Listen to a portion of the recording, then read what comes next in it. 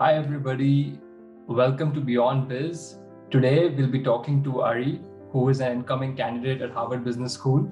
We are going to be future classmates and I'm super excited to have him, and let's dive into it right away. Hey Ari, can you quickly introduce yourself to the audience here? Yeah, hey Abhijay, hey everyone. So my name's Ari. I'm currently working in the crypto startup space on a project called CarbonKerma, as well as doing a little bit of consulting on the side for other crypto startups. Prior to that, I was in the Army for 5 years as an infantry officer. And then I've also been writing about macroeconomics, Bitcoin mining, and layer one protocols on Seeking Alpha since 2018. And then, as you mentioned, we'll be going to HBS together come August. Perfect. Super excited for that. Thanks for introducing yourself. Tell us, if you had to explain, let's say cryptocurrency to a 7-year-old, right?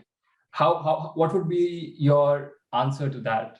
How would you explain cryptocurrency, or maybe what you're doing to a 7-year-old, for example? Yeah, no, that's a good question. There's a large taxonomy of digital assets, but traditional cryptocurrency like Bitcoin is just a peer-to-peer digital currency. It's basic peer-to-peer digital cash is the simplest way that I can kind of just frame it.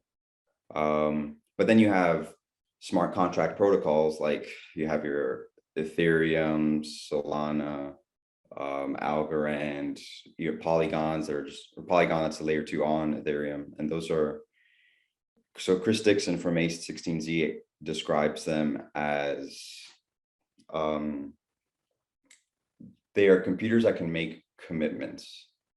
And I think that's the best way. It's kind of an if-then statement, self-executing protocol. So I think Bitcoin does one thing and it does it really well.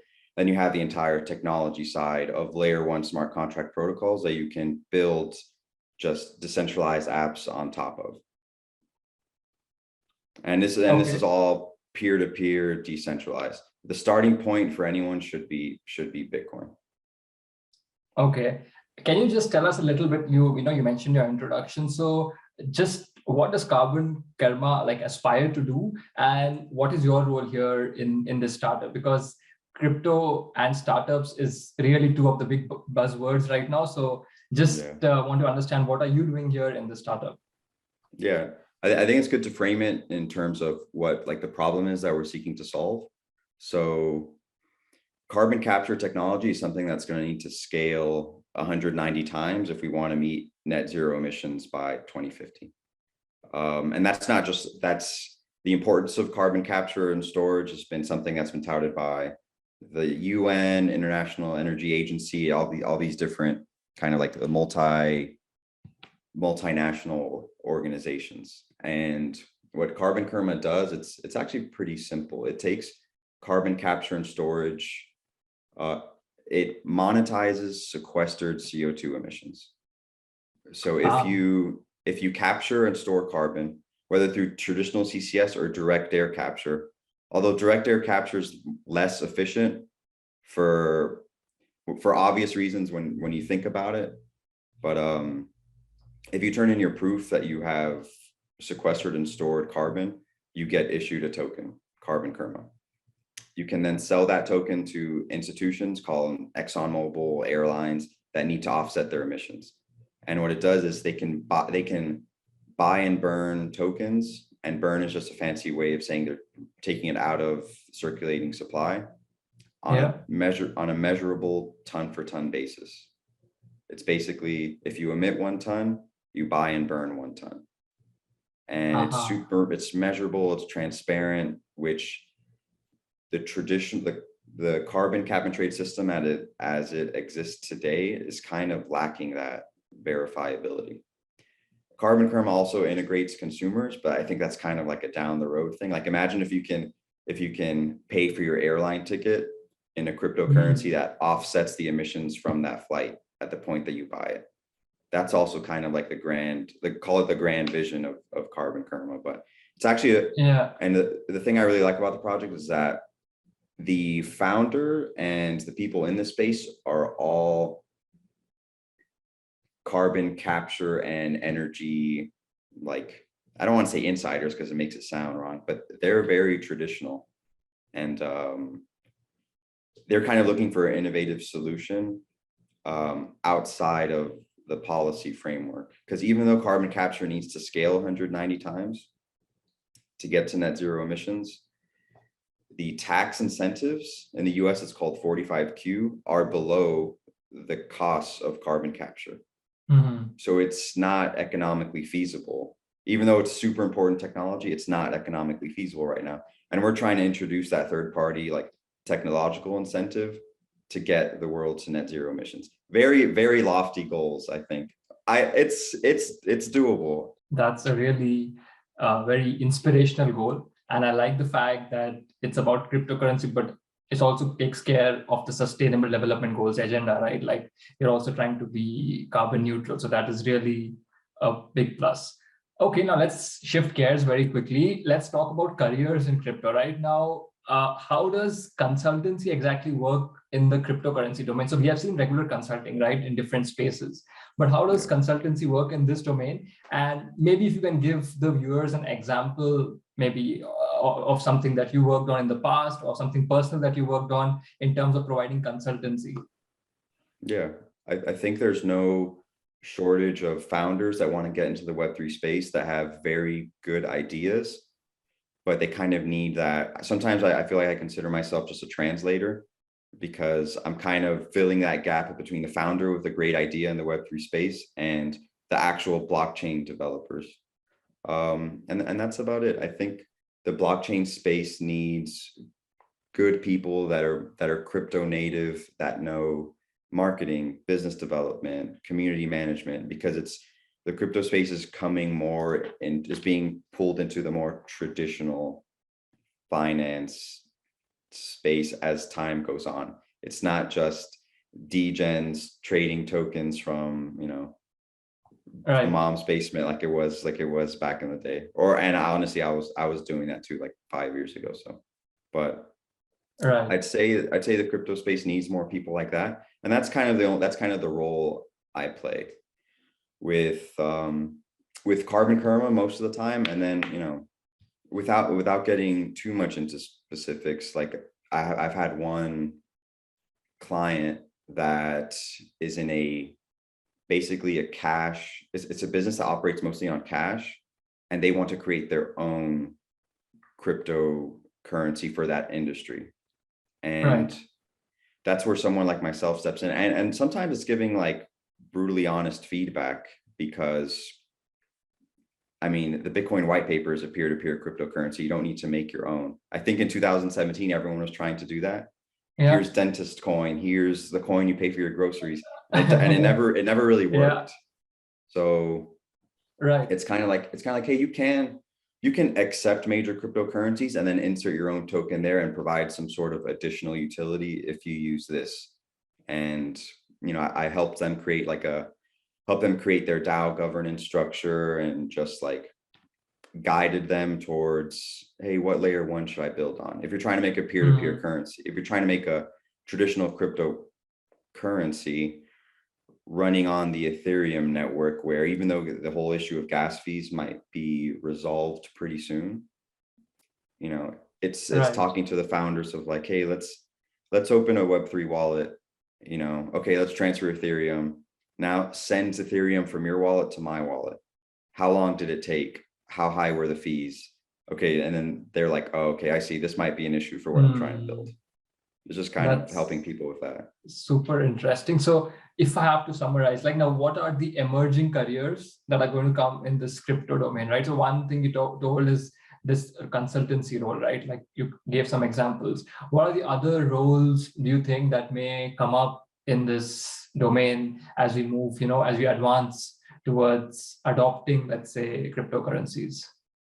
There's always going to be a need for technical people. So for blockchain developers, any good or like renowned blockchain development house right now they are backed up by months with just like the amount of demands they're getting, and just the team that they have to fill it. So there's a high need for technical blockchain developers. But at the same time, there's people like in the startup space, and it's kind of like the role that I see myself as filling for people who are, it doesn't have to be entirely crypto native, but you know how to, you know the difference between certain protocols, you know how to use Bitcoin, Ethereum, other, you know, the best way to learn about a DAO, for example, is to buy the tokens and start interacting with the DAO, is to become a DAO member and take part in decentralized governance, not just read about it or watch a YouTube video or like some sort of class. And that's the best way to, I mean, if you want to get into that space, I think that's the best way to do it. What do you see now in terms of the future of cryptocurrency, right? Like if I talk about, let's say a 5-year down the line, or maybe even 10 years down the line, how do you feel the world is going to change because of cryptocurrency? Like what are maybe some behavioral changes that may come about, or the way people look at finance, how's that going to change when we have, cryptocurrency in much more circulation, right? So how do you see that? I think you made a good point about, crypto is going to be much more widely circulated. I mean, if you look at the adoption rates of crypto versus the adoption rates of the internet, it's like the same trajectory.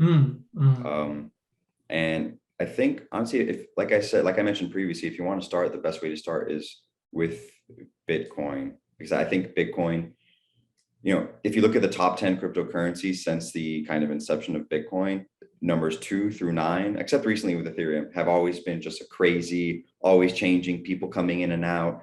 Then you have Terra collapses, then you have Ethereum, but Bitcoin's always been number 1 because Bitcoin is super simple, and it fills just a need of a decentralized store of value medium of exchange. That's it. It's like gold 2.0. So right. I would start there. As far as like the rest of it, DeFi, I mean, I think we're going to be well into the future. Obviously, who knows? But like in a multi-chain world where you're going to be interacting with a decentralized application, but you're not going to know it's running on the Solana network or the Ethereum network. I think that's the way we're going, but there's no way. I mean, there's no way to tell for sure. So that's kind of why I recommend that. Okay, let's now shift gears and now come and talk about a little bit about MBA, right? So how does MBA fit in the picture for you, right? So can you give us a little bit of like why do you think about doing an MBA? Yeah, so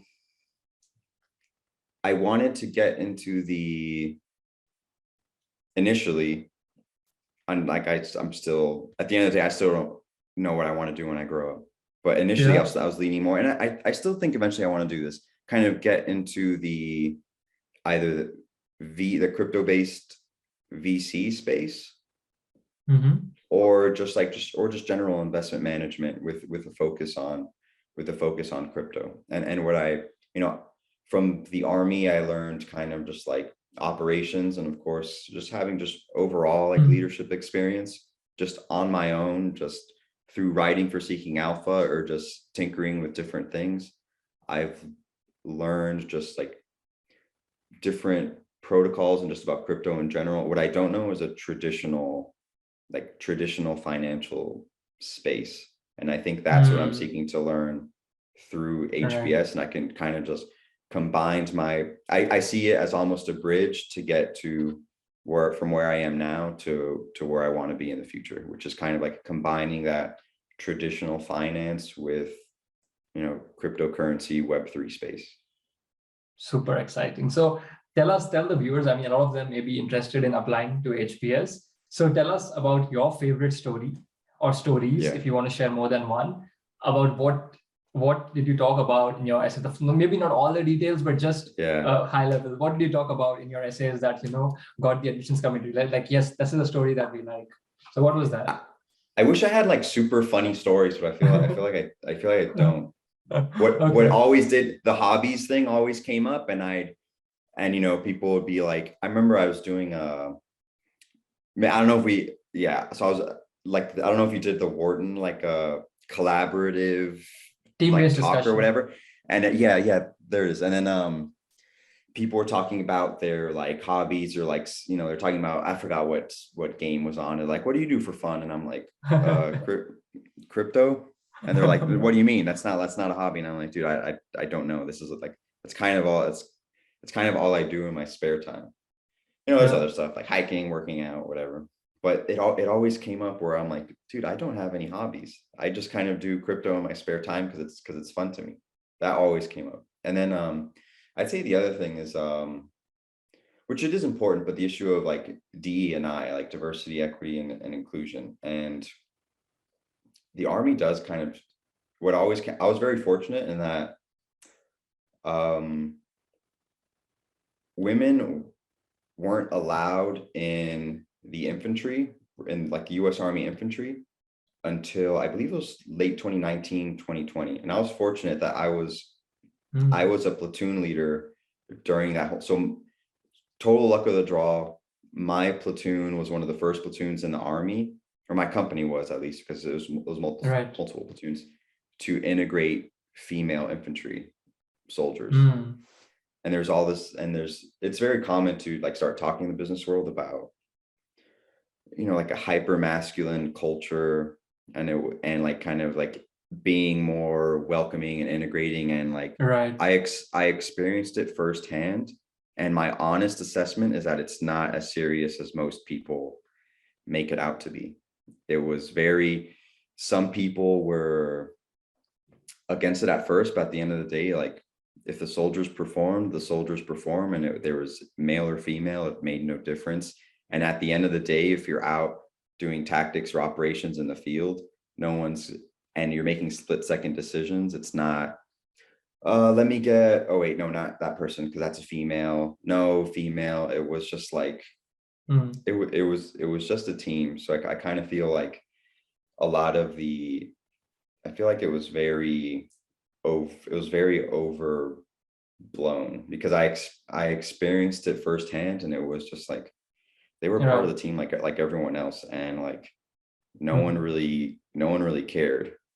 Okay, so did you talk about like welcoming somebody into the team, or how you help them integrate better, something along those lines? Yeah, pretty much. It would frequently come up, and like, how have you helped diversity in your organization? And it was like, yeah, it frequently came up. I'm sure you got the same. I think HBS does a good job of not having cookie cutter questions. Yeah, exactly. You can talk about anything you like, and I like the fact that it's open-ended, and that allows us to bring out the best stories. Awesome. That's pretty cool. So before we move on from the MBA section, any tips for current students who are going to be applying to HBS or other top schools this year? Anything that you learned in the past, in the last application cycle, that you'd like to share with everybody? Maybe some tips for them. Yeah, no, that's a good question. I'd say right now, while you're preparing for your MBA, have something that sets you apart. Me, like, I'm coming from the veteran community, and M7 business schools really they select from like kind of two categories in the veteran community: pilots and special operations. And I was just traditional infantry. How I was able to like sneak into an M7 was what was setting me apart, like in my spare time, the fact that I was kind of so interested in like just finance, investing, and then like the crypto space specifically, which I guess one can say it's almost like venture capital with real-time pricing, and the fact that it's so volatile. Like the fact that I was doing all that in my free time was kind of what was separating me. And I just kind of encourage people to find something that separates them from the pack. And I think you'll be okay. And don't stress too much about GRE, GMAT. And it's really just being like a regular person. I feel like the interviews I did best in were the ones where it was just a conversation. Right. Absolutely agree to that one. Yeah. I would Yeah. really second that. Awesome. Let's talk a little bit about the fun section, right? So now we see the market, right? We have these Bitcoins heavily coming down, more or less all cryptocurrencies. So how should people or the viewers handle this downturn? What are you doing? So this is not financial advice. Let's make that disclaimer. It's just a fun section, and we are not talking about what Ari is doing. So what are you doing to navigate this? Yeah, whether it's Bitcoin, Ethereum, stocks, bonds, I honestly do think that dollar cost averaging is the best way to kind of like reduce your volatility over time. And that's just kind of, so what I'm doing is I'm just kind of dollar cost averaging. But as far as the macro space and how everything's down right now, anyone who's kind of seen my work in Seeking Alpha knows I kind of have this Austrian lens whereby I truly believe that it's a matter of that markets are like addicted to liquidity right now. And the fact that we are tightening into an economic slowdown, and we've increased M2 money supply 30% since COVID, and we had a small tick down, and then markets are puking. It's like, this is kind of expected. And that crypto and tech in general being on the farther end of the risk spectrum is just puking more so than everything else. But even if that wasn't happening, Bitcoin and actually the crypto space in general kind of does move according to these like 4-year price cycles that revolves around the Bitcoin halving. So even if we weren't having this like very like a difficult macro landscape, I would expect Bitcoin to be in a bear market already.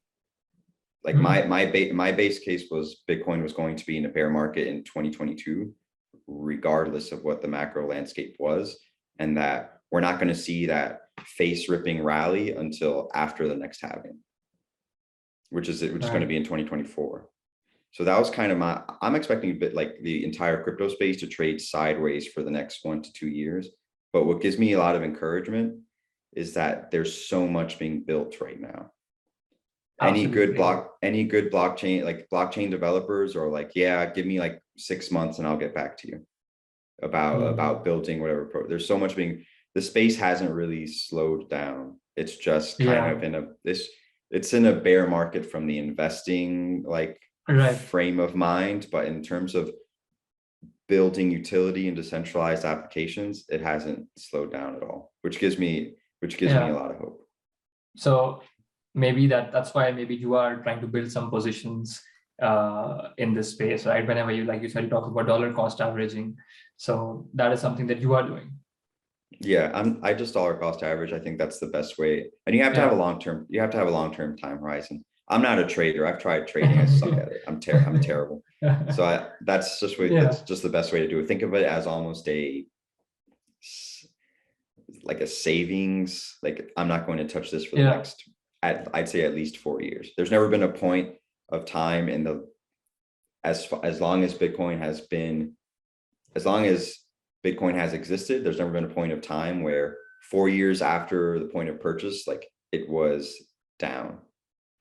If that makes sense. So I think your time horizon has to be at least 4 years. And that's if you bought it at the tip top of any of the bull market.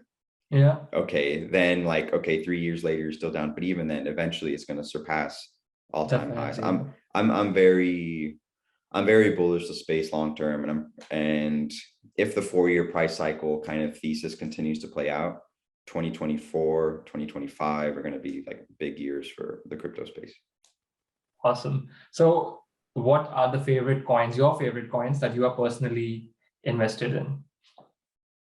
I'm going to be a Bitcoin bull till the day I die. So we can start with that.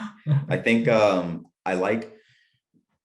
truthfully, do I have Ethereum? Yes. Am I as bullish as most people? Not really, because if you've sent like I mentioned earlier, if you sent Ethereum or USDC or whatever on Ethereum mainnet, fees are a huge issue. And unless you're sending large amounts of money, small players in the crypto space are kind of priced out. So I do have Ethereum in the hopes that it's still the largest network in terms of total value locked by far. But I really do think gas fees are a huge issue. And I mean, it, to give like the developers credit, I do think it will be solved, but also, am I going to build an entire protocol risk? Protocol risk is the biggest risk for developers right now, because if you built anything on Terra, it just poof went up in smoke, a couple weeks ago. So I kind of spread out the rest of my positions over Ethereum. I like Polygon, which is layer 2 on Ethereum. I like Avalanche, which is just very similar to Ethereum, that it's EVM compatible. And then you have Solana. Actually like Algorand a lot. Just it's lightning fast. I think those are it. That's just my Awesome. I'm trying to think if I miss. And I did have I was staking Terra at the time of the implosion, under the kind of hubristic sense that it's going to that they solved the algorithmic stable coin kind of like thorn in the crypto community side, and they didn't, and it imploded. But luckily I had a small position, because protocol risk being what it is, you have to kind of spread it out. I think there's almost no protocol, I shouldn't say that, little to no protocol risk in Bitcoin, because it's so simple. It's a distributed ledger that does one thing. And what are your thoughts on people who are buying Dogecoin? What do you think? What do you think about that? Please don't. That I always have it's funny, I get like random messages from people I haven't talked to in like years, like from high school, and it's like, hey man, I just got into crypto. I'm like, oh great. And they're like, I just bought 1 million Dogecoin. And I'm like, no, like, what are you doing? I think in the like traditional cryptocurrency space, like store of value, medium of exchange, I don't think anything's going to surpass Bitcoin. I think I do like privacy coins, Monero and Zcash, even though I don't personally own them. I think they are interesting, but is the small added utility of having additional privacy enough to surpass the market cap of Bitcoin, or to grow substantially? Not really. Right. I mean, you like Abhijay, you having worked in AI probably know a lot. Yeah, I'm positive you know a ton more than me just about tech in general. There is definitely this first mover advantage of like, if you create an incremental improvements to the Bitcoin protocol through privacy, scalability, or what have you, and Bitcoin solved scalability through the Lightning Network, like it's not enough to surpass like something that's already existed. That network is too dominant already.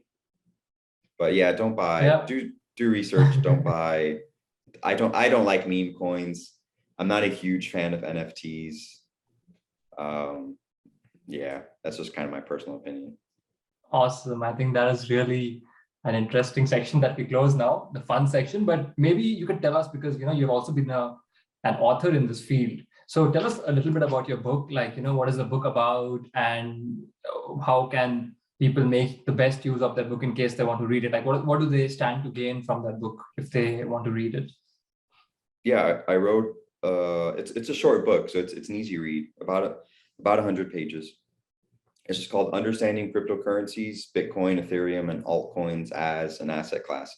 And it just goes into like the investment case for Bitcoin, for Ethereum, and then just kind of the rest of the altcoin space. It focuses mostly on Bitcoin because I think that should be the starting point for any investor.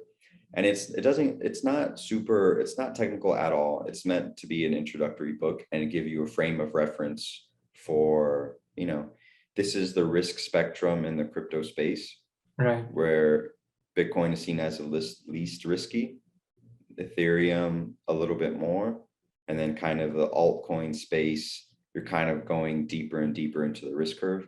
And I think the bottom line is you should only allocate whatever money you're comfortable with, given the volatility in the space. If you can't stomach a 20% drop in, a week, then it's like, okay, only allocate like 1%, only allocate 5%.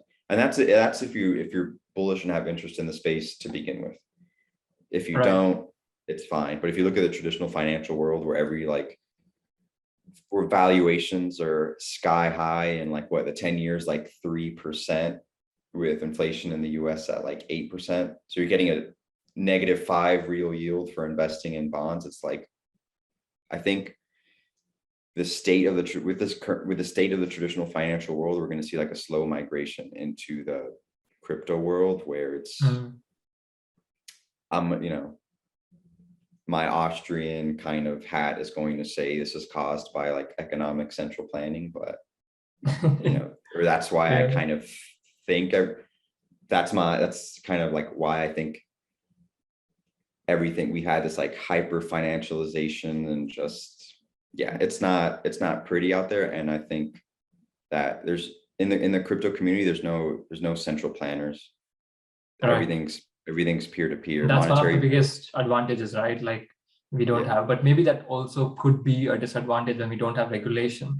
So that is, I think, a big debate in itself. How do we regulate the space? But that's, I mean, thanks a lot for your insights, Ari. This has been really great. So what I'm going to do is also attach and pin a few resources for people in the description so that they can have a look at the resources to get started in this field. And I'll also put in your details if they want to get in touch with you or have a chat with you, or maybe a lot of crypto enthusiasts. So thanks a lot for doing this.